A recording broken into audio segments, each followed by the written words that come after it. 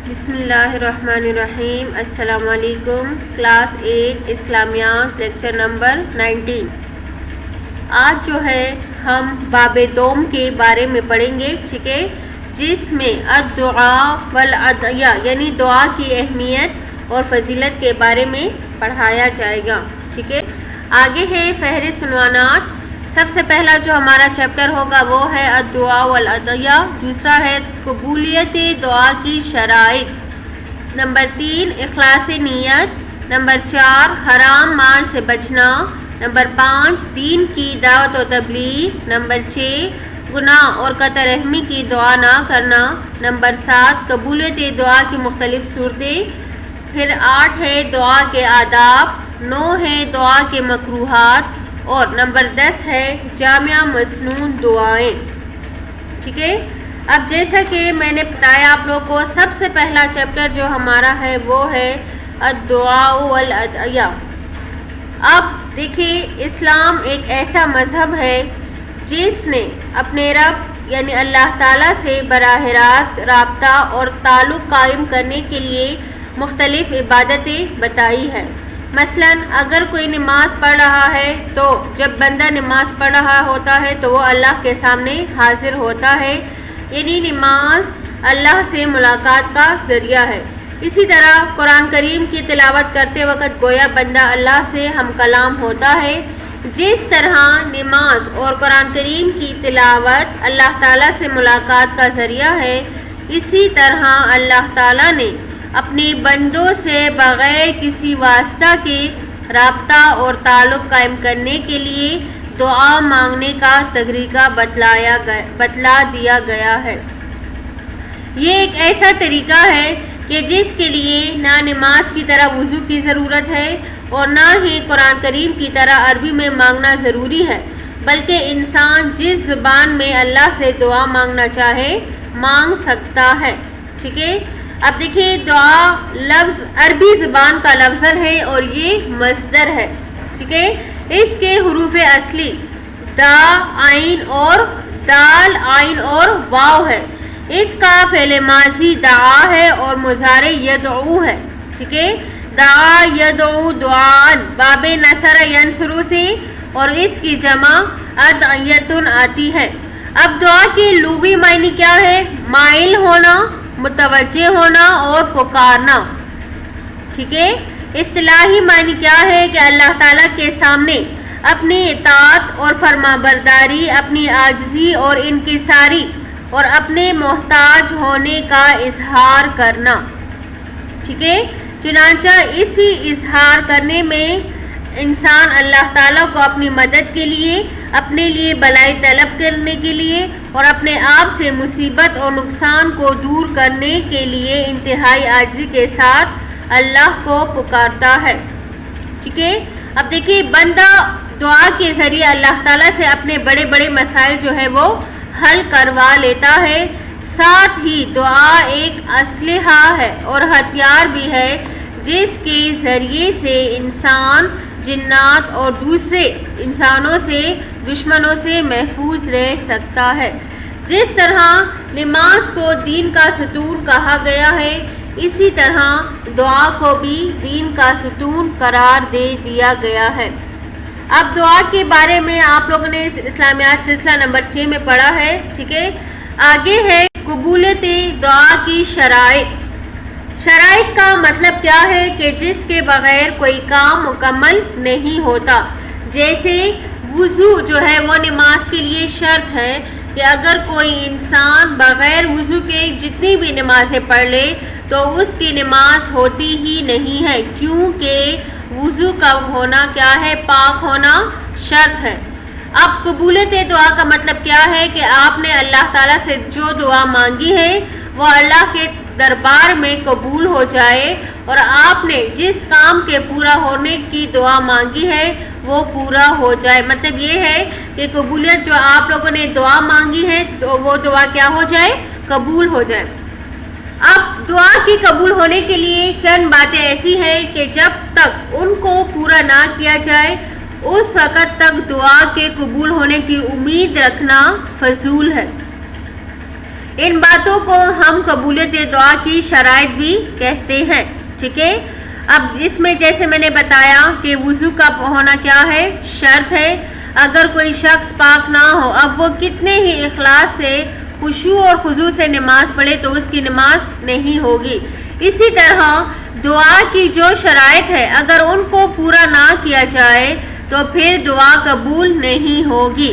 قرآن و حدیث سے قبولیت دعا کی جن شرائط کا علم ہوتا ہے وہ درج ذیل ہے۔ پہلا ہے اخلاص نیت، ٹھیک ہے۔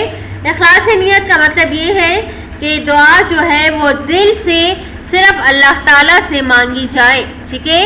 نمبر 2 ہے حرام مال سے بچنا۔ حرام مال سے بچنے کا یہ ہے کہ آپ لوگ کا کھانا پینا اوڑھنا پہننا سب کیا ہو، حلال ہو، ٹھیک ہے، یعنی رشوت چوری کا مال، سود وغیرہ کا مال نہ ہو۔ تیسرا یہ ہے دین کی دعوت و تبلیغ، یعنی وہ دین کی تبلیغ کے لیے کیا ہو، پیسہ خرچ کرنا ہو، ٹھیک ہے۔ نمبر 4 ہے گناہ اور قطع رحمی کی دعا نہ کرنا، یعنی دعا میں کسی سے قطع رحمی کی دعا کرنا یا کوئی ایسا کام مانگنا جو کہ گناہ ہو۔ تو یہ اب سب سے پہلے جو ہے وہ ہے اخلاص نیت۔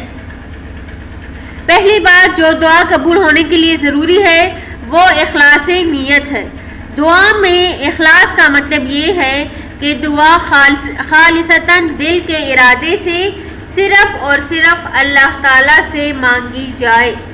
اس میں شک نہیں کہ انسان اپنی ضروریات پورا کرنے کے لیے کسی سے مدد لے سکتا ہے، اپنے مرض کے لیے معالج سے علاج کرا سکتا ہے، مگر جب دعا مانگے تو صرف اللہ سے مانگے۔ دعا مانگنے میں اللہ کے ساتھ کسی کو شریک نہ ٹھہرائے۔ قرآن کریم میں اللہ تعالیٰ کا ارشاد ہے فَادْعُوا اللَّهَ مُخْلِصِينَ لَهُ الدِّينَ، اللہ کی عبادت کو خالص کر کے اسی کو پکارو۔ اب غیر اللہ سے دعا مانگنے کا کیا مطلب ہے؟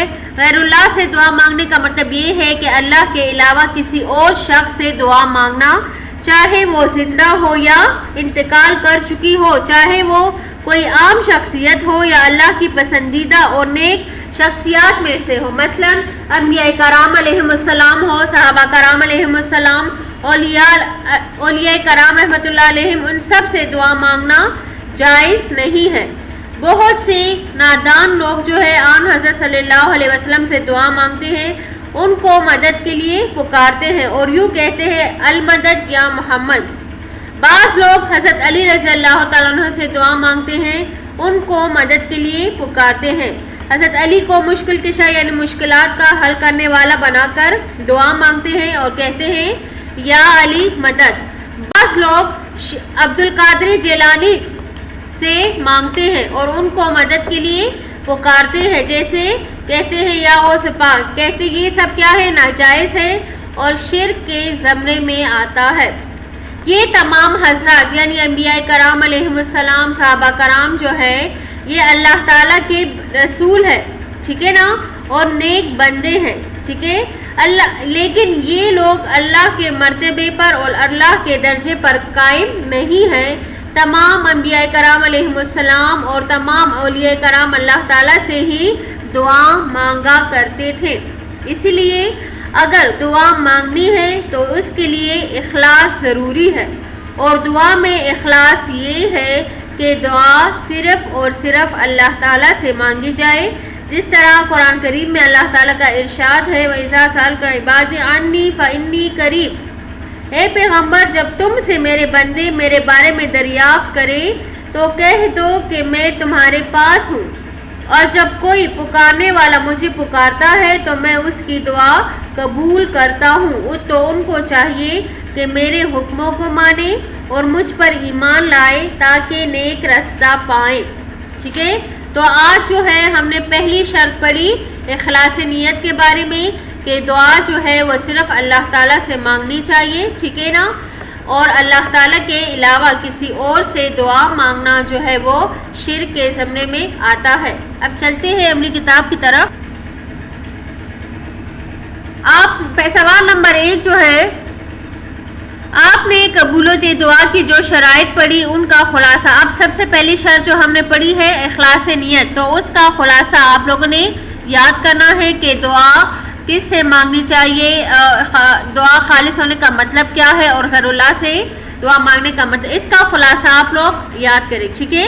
آگے ہے سوال نمبر 2 میں مندرجہ ذیل خالی جگہوں کو مناسب الفاظ سے پر کیجیے۔ دعا عربی زبان کا لفظ ہے۔ نمبر 2، دعا کے حروف اصلی دال، عین اور واو ہے۔ دعا کی جمع ادعیتن ہے، ٹھیک۔ ڈیش اس کو کہتے ہیں کہ جس کو مکمل کیے بغیر وہ کام ہو ہی نہیں سکتا، مطلب شرط، ٹھیک ہے۔ نمبر 5، دعا میں اخلاص کا مطلب یہ ہے کہ دعا خالصتاً دل کے ارادے سے صرف اور صرف اللہ تعالیٰ سے مانگی جائے۔ نمبر 6، خدا کی عبادت کو خالص کر کے اسی کو پکارو۔ نمبر 7، غیر اللہ سے دعا مانگنے کا مطلب یہ ہے کہ اللہ کے علاوہ کسی اور شخصیت سے دعا مانگی جائے۔ نمبر 8، تمام انبیاء کرام علیہم السلام اللہ سے ہی دعا مانگا کرتے تھے۔ نمبر 9، جس معاشرے میں دین کی دعوت و تبلیغ کا کام ہو رہا ہو تو اللہ تعالیٰ اس معاشرے کے لوگوں کی دعائیں قبول فرماتے ہیں، ٹھیک ہے۔ اور نمبر 10 ہے کہ اللہ تعالیٰ دعا قبول فرماتے ہیں بشرط یہ کہ گناہ یا قطع رحمی کی دعا نہ ہو، ٹھیک ہے۔ تو یہ تھا کیا کس بارے میں، دعا کے بارے میں۔ اب آج کے لیے اتنا کافی ہے، ٹھیک ہے۔ بقیہ جو ہے وہ انشاءاللہ ہم پھر پڑھیں گے، ٹھیک ہے بیٹا۔ والسلام، شکریہ۔